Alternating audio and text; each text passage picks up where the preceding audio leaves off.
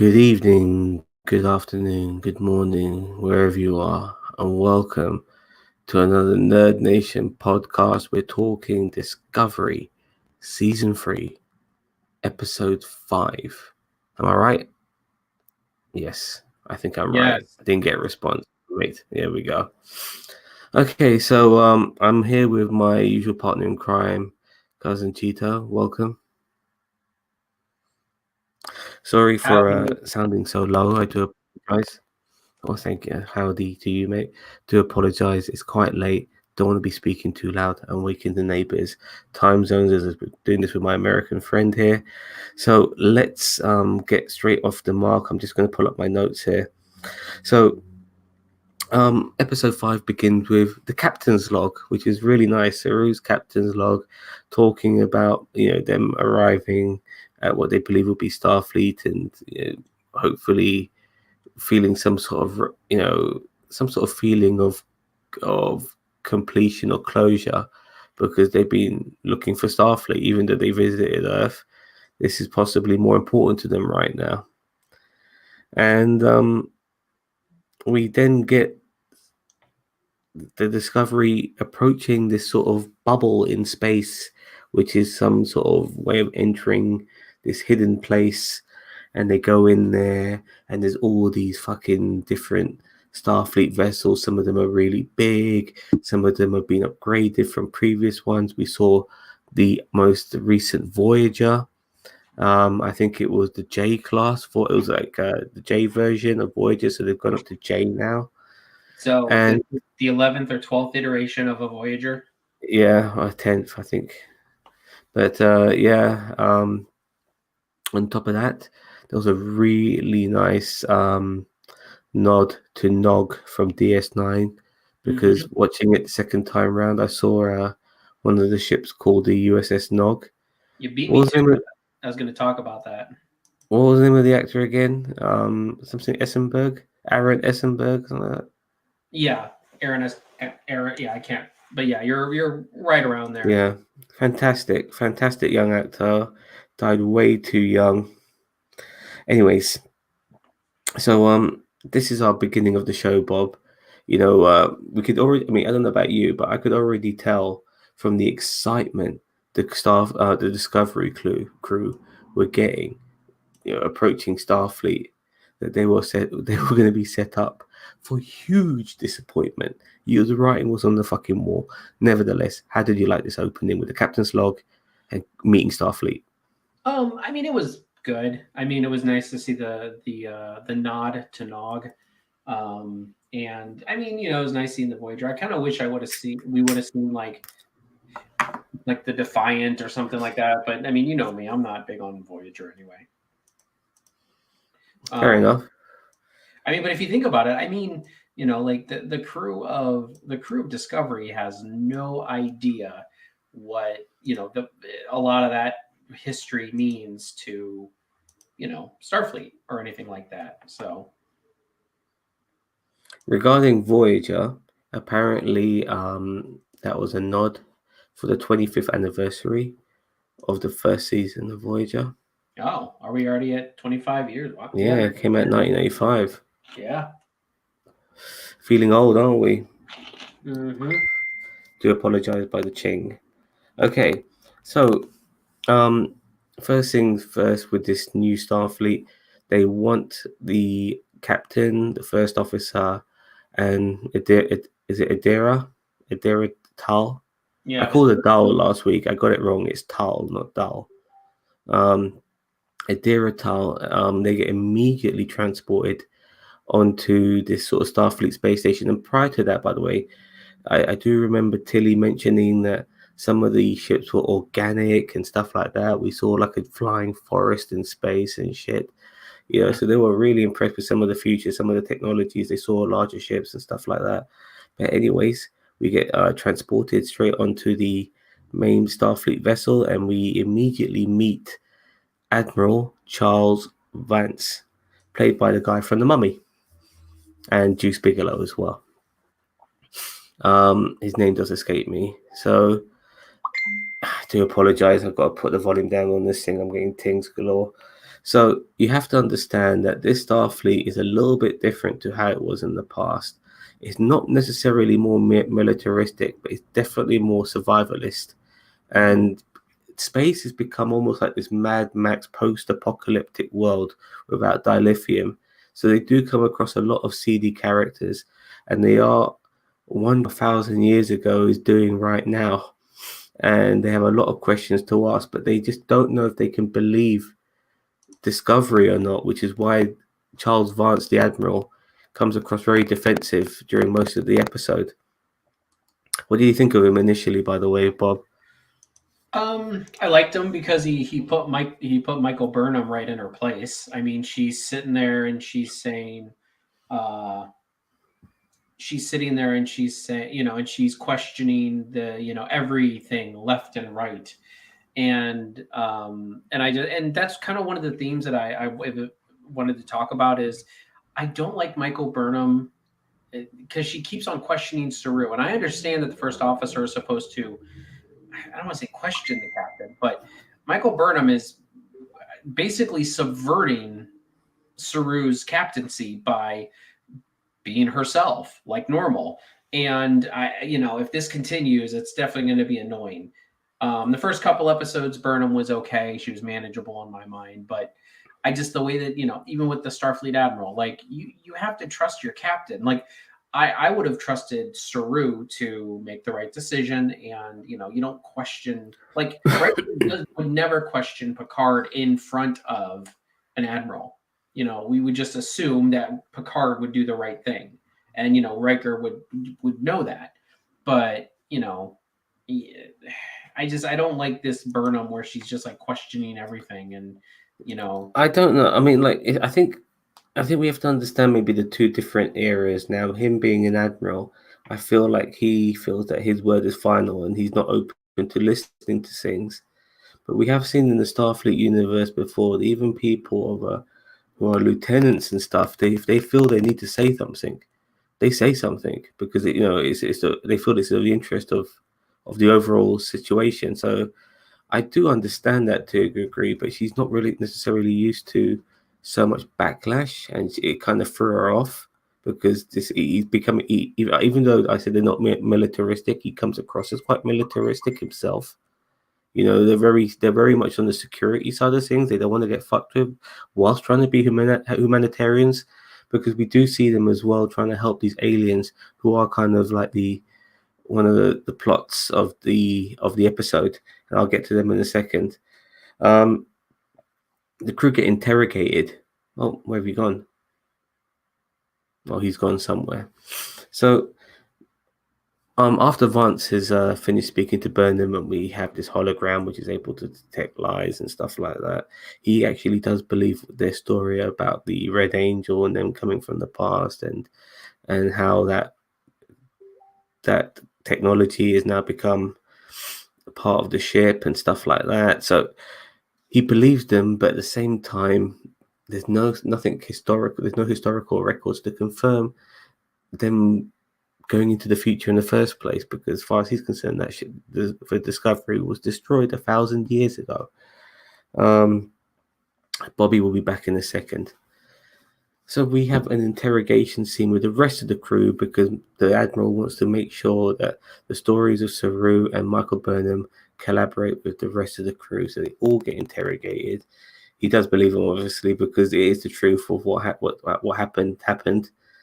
But we do get some funny moments. But the best moment of all is the moment between Giorgio and David Cronenberg's character. Now, I'm not sure if many of you guys know, David Cronenberg is more famous for being a director than necessarily an actor, even though he has been in a few films.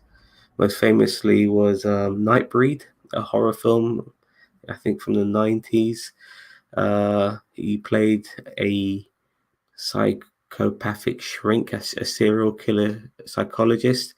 And he kind of almost reprises that role to a degree. Not necessarily saying he's a serial killer, but he's a very reserved sort of character by the looks of things. He's very softly spoken. He's not giving much away. His cards are very close to his chest. At the same time, he does come across as maybe a little bit more harmless than he is. He wears glasses in the future. You would think by, in the 31st century, they wouldn't need glasses. And he admits he only wears them to look smart. And prior to all of this, of her encounter with Giorgio's encounter with David Cronenberg's character, she's already outsmarting some of the AI just by blinking them to death, which was a very funny scene. Her blinking fucked up the holographic AI, and they went away, and it ended up being her and David Cronenberg. Now, David Cronenberg basically knows that she's a Terran, and from an alternative universe, they've actually studied uh, these people and that period. He knows it very well, so he's kind of fascinated by her. And Giorgio, being the sort of intimidating person that she is, a very confident person that she thinks that she can outsmart everyone and anyone, and always, have people in the palm of her hand. But not Cronenberg. Cronenberg does put her in her place. He basically says to her that I can just I'll figure you out by what you tell me and what you ask of me. And that was kind of funny of thing to say, because he's basically saying, yeah, ask me what you want, and by you asking me what you want, I will understand who you are. And I love that about what he said there, because it kind of threw Giorgio off. And then, just to add insult to injury, he basically says that even though you might be mocking us being Starfleet and not being what it is, we're still here to a degree. We're still going to a degree. Your empire is gone. You're pretty much the last person left. And that really, really made Giorgio sink. And that was a great scene. And we don't see Giorgio much after that, unfortunately, until near the end. But obviously, Cronenberg hit her a couple of times with a couple of roundhouses, and verbal roundhouses, that is, and that was enough to put her down. We also find out, by the way, in this new world, in this 31st century, regarding the Federation and Starfleet, that there's only 38 known registered planets or in the Federation still. I mean, at one point there was 350, and back in the day, in the times of like Picard and Spock and Kirk and all that shit, I believe there was about 150. So the Federation did get bigger. We found out, Barzane's and Saru's species had joined the Federation. So a lot of expansion had happened, and unfortunately, because of the burn, it all just went, and nobody knows where everyone is anymore. It's kind of fucked. Now, Vance is sorry, Bob. I'm going on a lot. I know. I was listening off stream. Was I doing all right? I forgot to plug in my laptop, so it died. Was I doing okay? I didn't mean to yab it too much. No, you did perfectly fine. It was amazing. Thank you very much. That silky smooth accent on warm buttery toast. So I basically brought up the interrogation scenes, but more interesting for me was the one between Cronenberg and Giorgio. Now, you know about David Cronenberg at all? I was listening to what you were saying. I don't really know about him, but I definitely found this scene very, very interesting. Me too. So, what do you think of the interactions? I mean, Giorgio outsmarting the AI and then having to deal with Cronenberg. It's nice. It's nice to see a foil to Giorgio. I mean, it's kind of also nice to know about the Terran Empire. About I don't know if you mentioned this, but they were talking about. Yeah, I did. You mentioned about it, like how about I think they said once the universes started crossing, they started the parallel universes started splitting further and further, and eventually they just couldn't. About what they say, 500 or 300 years ago, that it was the last sighting of the Terran Empire. 500 years ago, actually. I never mentioned any of that, what you just said, and so I'm glad you did bring it up. Obviously, we saw the Terran Empire in DS9, so I think they brought up something from DS9. It felt like they mentioned something. I don't remember, but I mean, as I said, all they really said about the mirror universe is that About 500 years ago is the last time they've had any kind of crossover with the mirror universe. But they said that's because between the two dimensions or two timelines or whatever you want to call it, they kept on getting further and further apart because obviously the more timelines branch, the further apart they get. Fair enough. Okay, so she she obviously got taken to school. I also mentioned earlier that the Federation at one point hit 350, but Mhm. unfortunately, because of the burn, there's only 38 known Federation planets. What do you think of that? I would love to know what the Federation planets are. Like, I would just, I'd love to see a list. I'm sure that they, I mean, I'm obviously, I mean, Earth is not a part of the Federation, so that's not even one of the 38. I mean, neither is Andoria, neither is uh, Trill, technically. I mean, it just would be interesting to see, what worlds are on that, and it may not even be home worlds if you think about it. But Earth is only not known because they're too far away now from where Starfleet ended up being, which so they had to go on their own, which is a bit weird. I always thought Starfleet's home base was Earth, and from as I said before, majority of every ship is full of fucking humans. Yeah. So, anyways, so where am I? Just going through my notes here. So we get some like disputes now. Like we get a lot of back and forth between not only Admiral Vance and Burnham, but also between Saru and Burnham. I mean, Saru's in a difficult position here. He's not stupid. He knows what's fucking going on. Yeah, Well, but and he's that's kind not. of why, But he, I was very upset that Burnham was subverting Saru's captaincy. That's why I feel like that is just not. I just, I just feel like this is always who's going to be Burnham. And as I said earlier, I do feel her emotions. Like this is like I said, like it's weird. Even though they have ranks and stuff like that, they're not that. They were never that militaristic. They were explorers and they tried to be reasonable.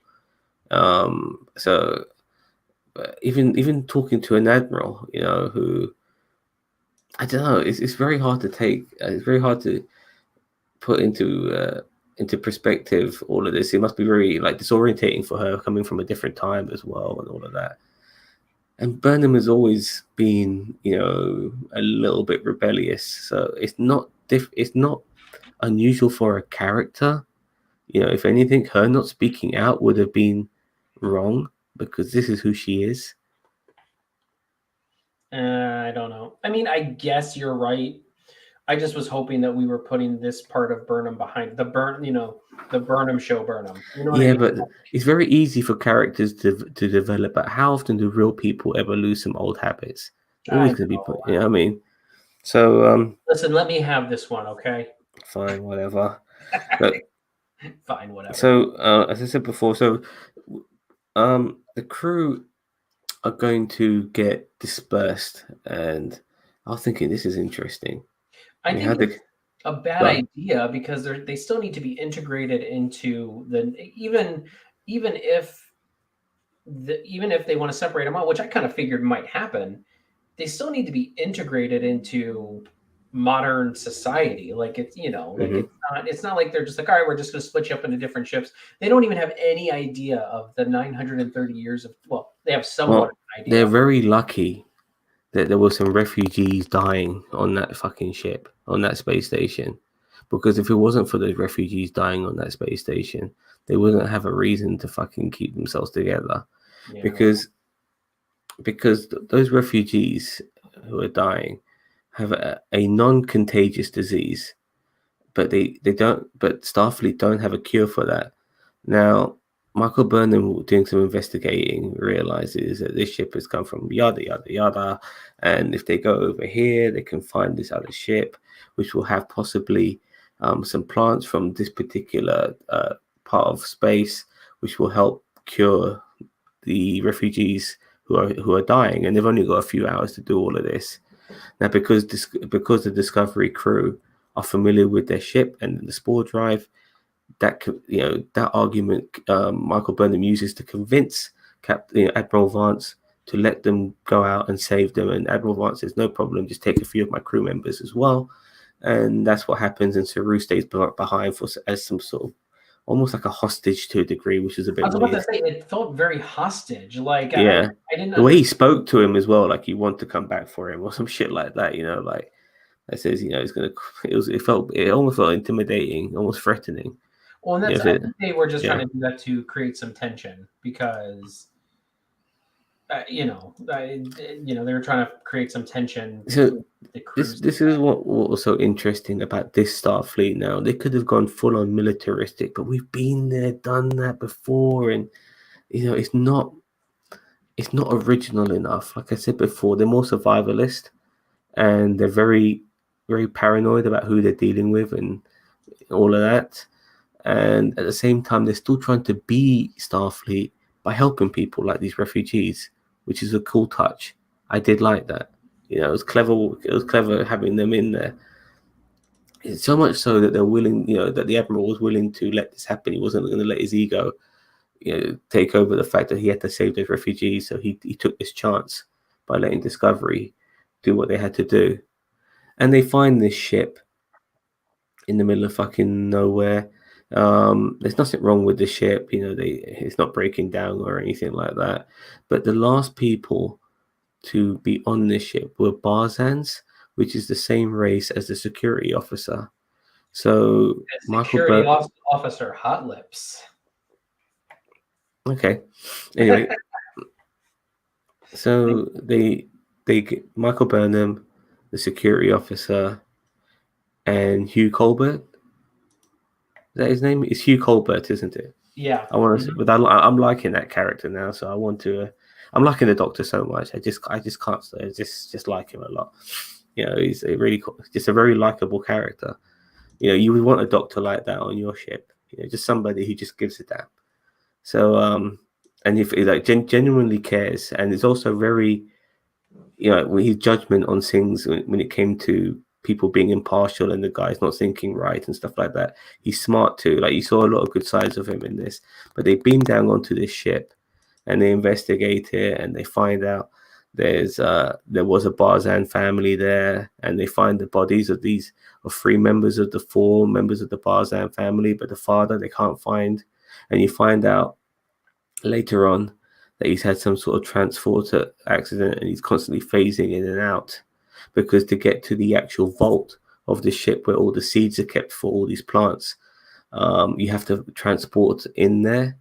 But when this accident happened on that ship, he was transporting, which has caused this malfunction, and unfortunately his family died from that accident as well. So what did you think of all of that?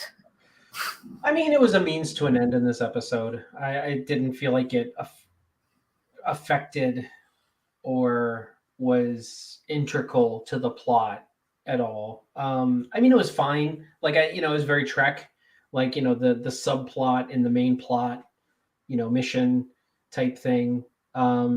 Again, I'm gonna to be the Burnham hater, but I mean, again, Michael Burnham going on an away mission, and I guess she's the number 1, but then at this point she was the captain. So should she have been going on? Yeah.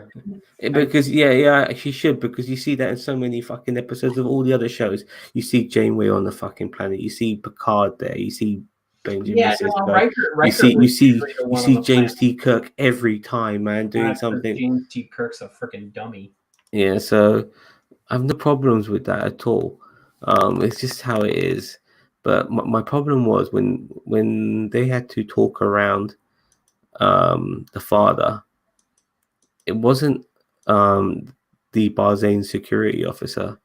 It was Michael Burnham, and this was my problem, because the writers don't have to always rely on her to get shit done. I agree. They should have wrote it in a way that the Barzane officer not only talked him round to doing it, but still fulfilled her duty and stayed on that ship like she did.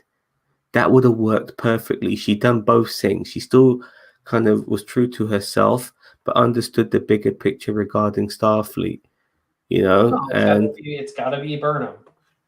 and unfortunately they made it Burnham because she's not a Barzane, and that was a bit of a bad move.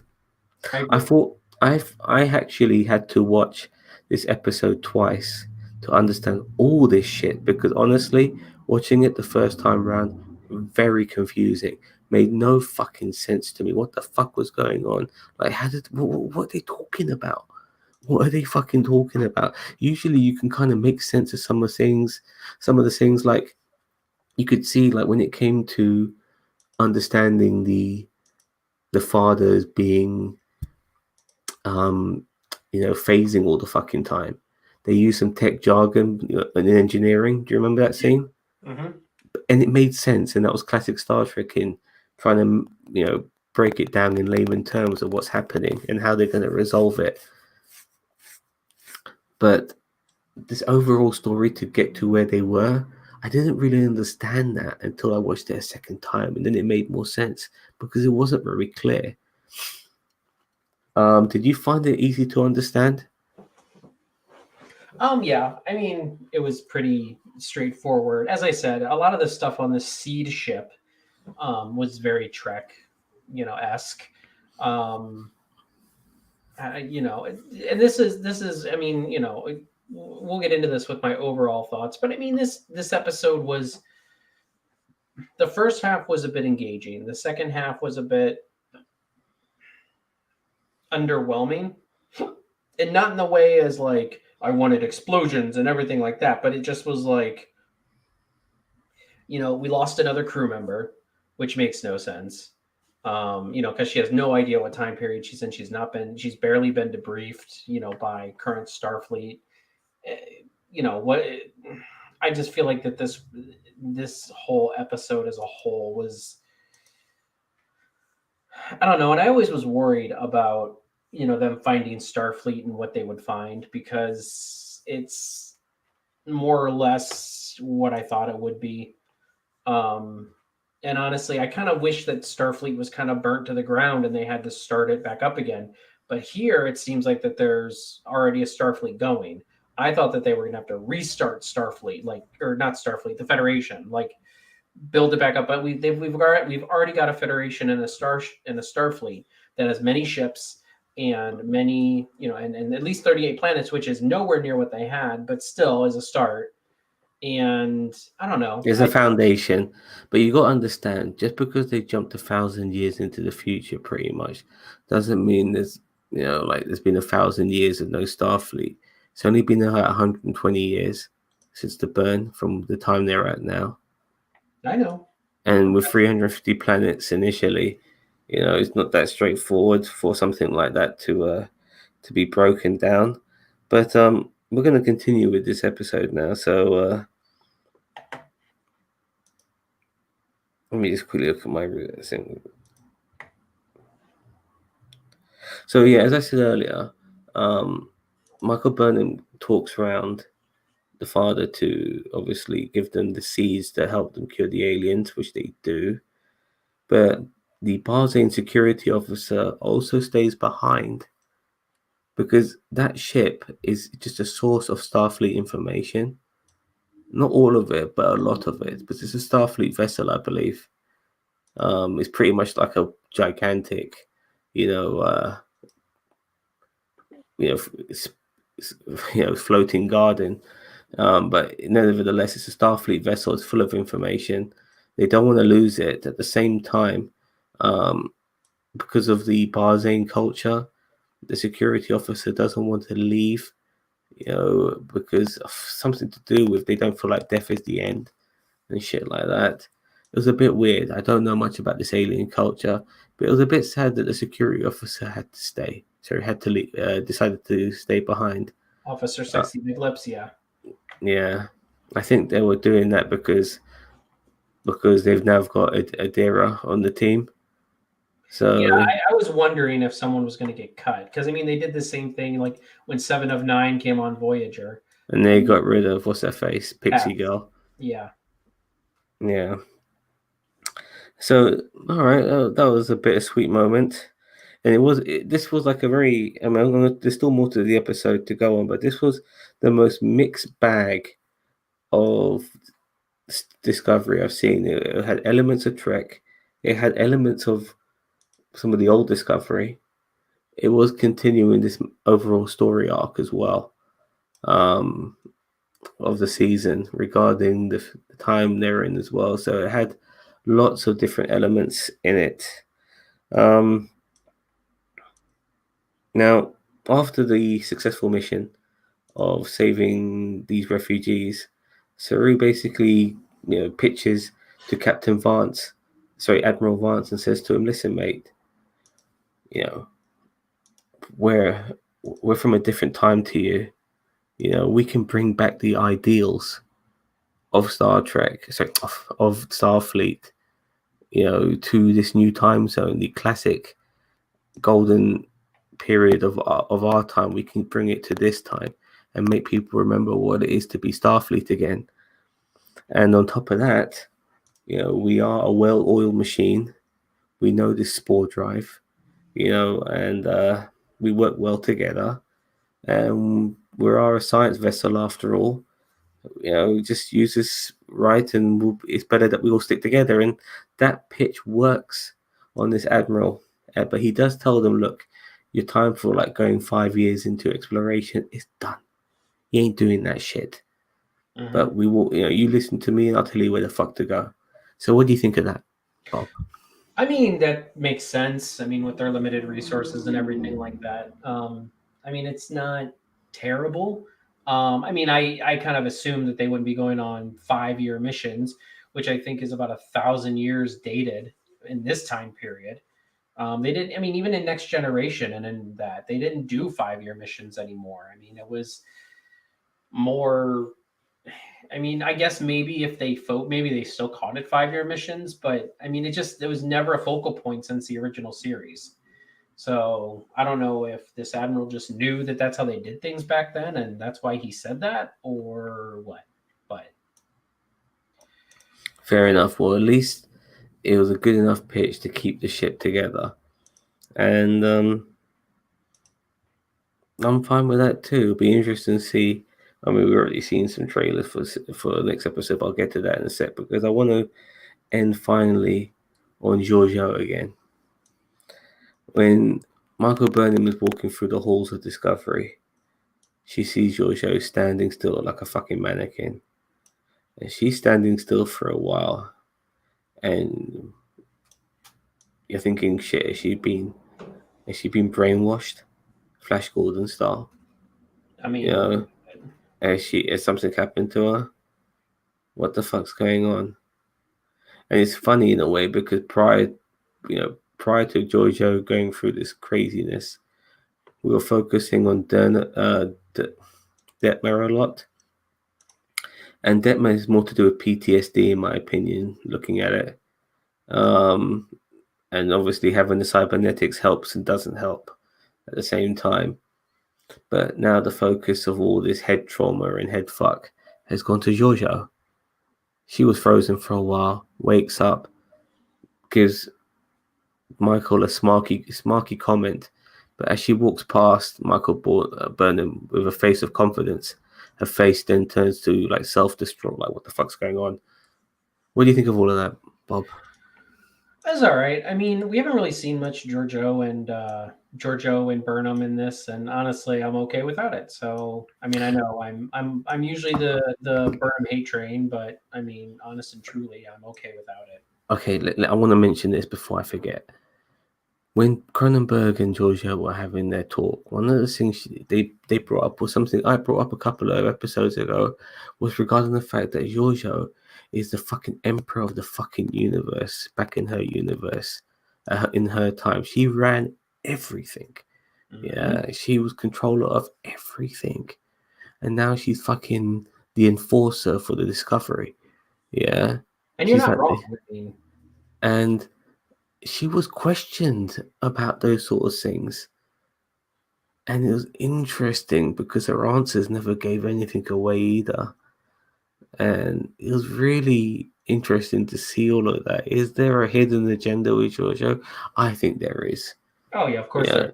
As I said, I expect her eventually to go off on her own. Well, Wow. the rumors are, and this is a big spoiler, by the way. We talk of spoilers all the time, but here's one. Oh, this is a different type of spoiler, but I can't. If I explain the spoiler, then it spoils what I'm explaining anyway. So I can't. So here we go. Apparently, she's going to go back in time, and she's going to be the person who creates Section 31. I mean, how do you know that? I haven't heard that. That's the rumor. I Oh, forgot what okay. I forgot where I got my source from, because it's some reasonably recognized YouTuber who knows their Star Trek shit. I forgot who that person was, but nevertheless, that's the rumor. What do you think of that? Meh. But you know there's gonna be a Section 31 show. You heard about that? I mean, I wouldn't mind a Section 31 show. I've always said that since Deep Space Nine. I liked Section 31 stuff in Deep Space Nine. I always wanted to see also a time bureau type show on for Star Trek where they kind of go back and go through time and see major events that we've never seen before. Like in their entirety. So I think it'd be interesting. Whether Giorgio goes back and starts Section 31, I mean, whatever. I Do mean, you think we'll end up having a film, a show that leads up to the burn itself? Because the burn is now become this big mystery thing of the past. Surely we'll end up getting something during that period maybe. in the future. I can see that if they. I mean, I'm not this whole burn thing. I'm not really buying it too much. I find the whole idea of it as a story to be not that good. You know, I just don't like it. You know, it's really weak as a MacGuffin or whatever you want to call it. I'd say I wouldn't really call it a MacGuffin. No, not a MacGuffin, but as a focal point. Okay. Um, so I'm not feeling that at all. But nevertheless, we're going to be seeing episode 6. Have you saw the trailers for that? Yes. It looks like Booker T's back. He wasn't in episode five time. He was. Unfortunately. Now, have you seen the movie The Running Man? No, not that I Arnold know. Schwarzenegger. It's a game. It's back in the 80s. It was the film where he was on a game show for criminals, and No. it's a game. He's basically a criminal who's been wrongly imprisoned, and he has a chance to save he has a chance to be a free man if he goes on this show called The Running Man. But every criminal who goes on The Running Man dies because there's these gladiators called stalkers who are trying to kill you. But Arnold Schwarzenegger, being Arnold Schwarzenegger, he changes the tune a little bit. But at the beginning of The Running Man, you see Schwarzenegger in prison breaking out of jail, and there's a lot of what I saw in this trailer that kind of remind me of that. Well, they're rescuing people out of a prison, right? Isn't that Yeah, because just like one of the things these people had in this prison, there's no walls in this prison. They had these collars on their neck, and oh, if they go beyond the boundary, their heads blow up. So when I saw this guy, and by the way, the prison looks like a very sort of construction-y, sort of very browny gray sort of look, like this trailer. So when I saw this guy's head blow up and stuff like that, it immediately reminded me of The Running Man. In that scene when they're in prison. So I wonder how much of that formula they're going to copy in that episode, and what's it going to be about. Giorgio looks like she's also having more of a role in that episode too.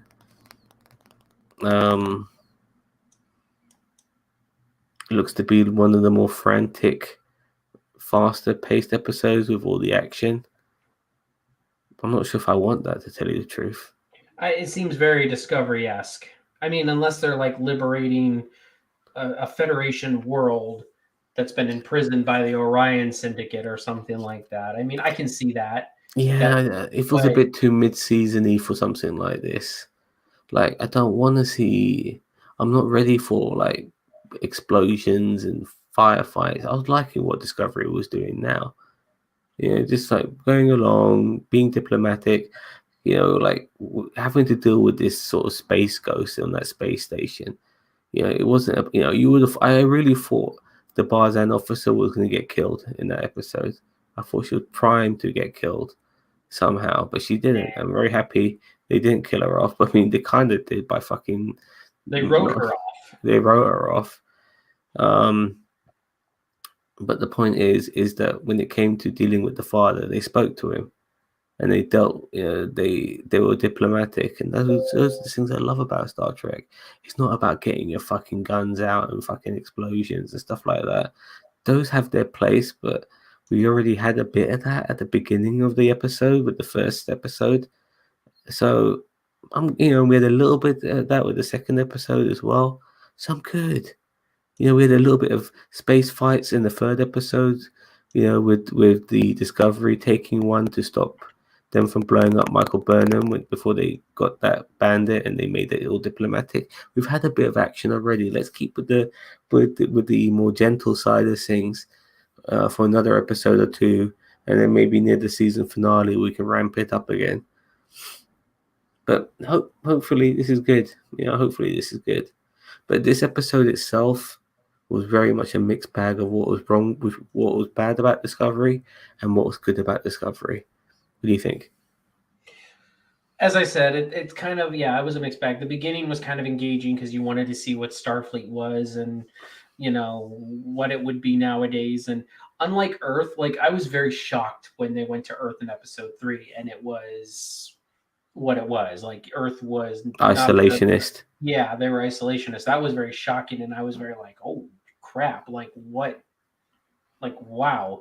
I was kind Space is of hostile in this universe, very hostile.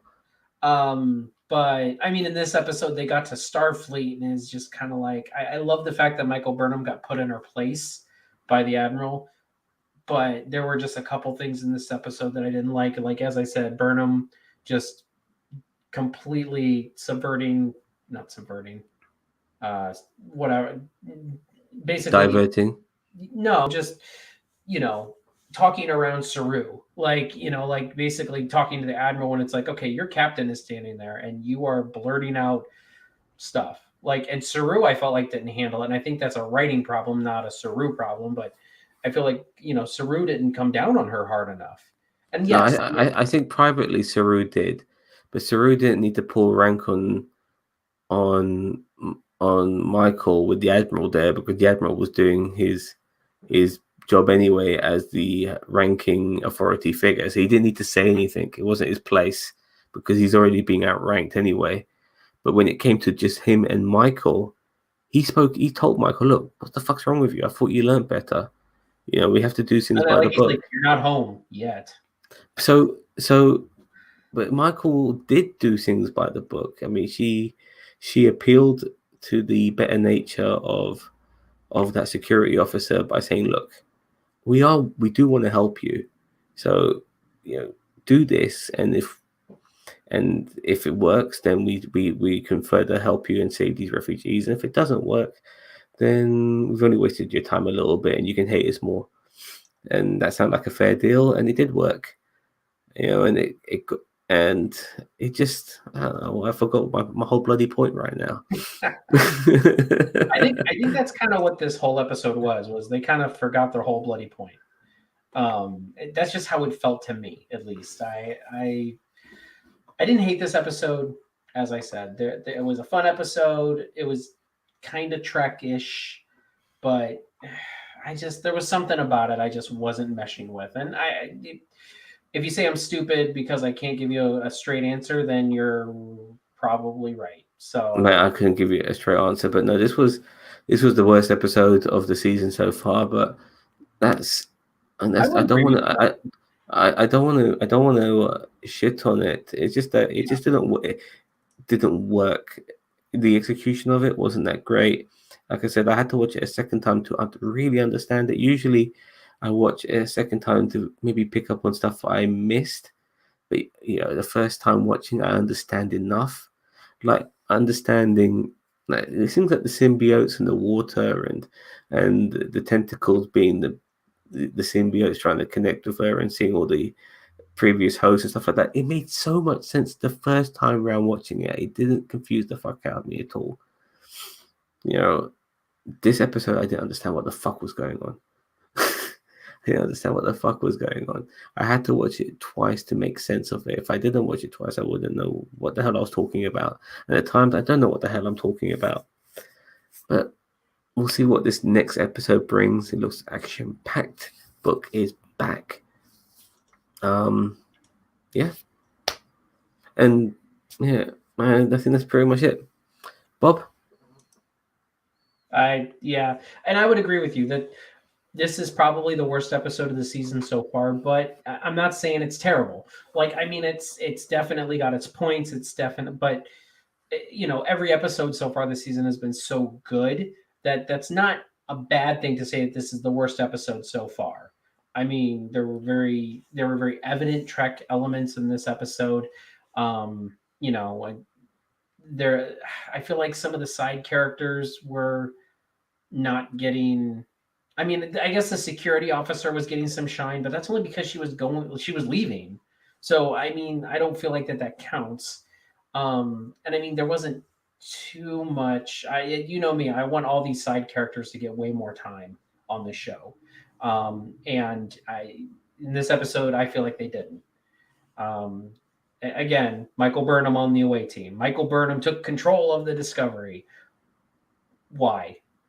None of that bothered me until she was the person to speak to the father and talk Yeah, him around. and I agree with you on that. That was the only bit that bothered me the most. It was like, for fuck's sake.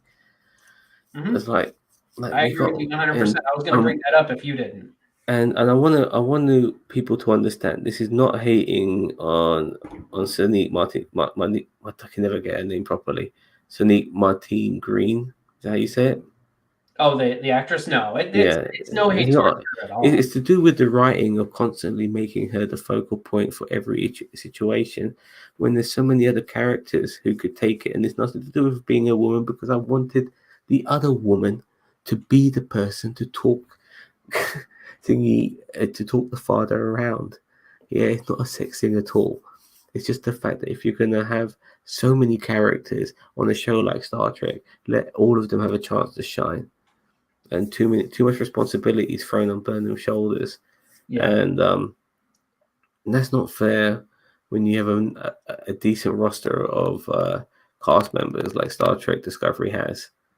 So mix it up a little bit. No problem, by the way, for me, no problem with her captaining the ship. No problems with her going on the away mission. None at all. Didn't even give a shit about that. I just rolled my eyes up when fucking the doctor told her that you should be the person to talk the father around. Why couldn't the doctor do it? Why couldn't the fucking Barton officer do it? Why had to be fucking Michael? Yep. She's becoming OP. She's becoming OP, and I have no problem with her being a great fighter. I have no problem with her being very diplomatic when she has to be. It seems like she's the be all end all of the entire of any problem. Not once, like I said, look, I have no problem with her being very good at what she does, but I just don't want her to be the one who always happens to be in the right place at the right time to solve it. That's all. Mm-hmm. That is all. It's just like mix it up a bit, give other people a chance to shine. The writers should have made it the Barzane officer. That's the way it should have been. It should have been her doing that last thing for Starfleet. One last Starfleet diplomatic maneuver, because she's not just a security officer. Starfleet security officers have to be extremely diplomatic. So they missed a trick there. They really did. Anyways, let's wrap this up. Tomorrow we're going to be talking Mandalorian episode 3. I'm looking forward to that one. I have a good feeling that one's going to be a more juicier episode. If we recall, episode 3 of The Mandalorian season 1 was a very good episode, arguably the best episode of the season, with all the Mandalorians at the end coming to save Mando and stuff. It was a really good scene. him saving Baby Yoda, whistling birds, all of that. So it was a good. That was a good episode. And I have a feeling if they're going to follow a similar trope to last season by making the first episode very, very epic, second episode a little bit of a filler, which is what they did last season too with the Jawas, and the third episode sort of mini closure as well as continuation, which is what I'm hoping to get tomorrow with the Mandalorian. So please watch us for that. Follow us on our Discord. Follow us on Facebook. Follow us on YouTube. Don't forget to like and subscribe and share. The logo, you see that logo? Type in Nerd Nation and all these different forms of social media. And if you see that logo, then you know it's us. Bob, you got anything you want to say? Nope. Very good. Thank you very much for watching and have a nice day. Bye bye.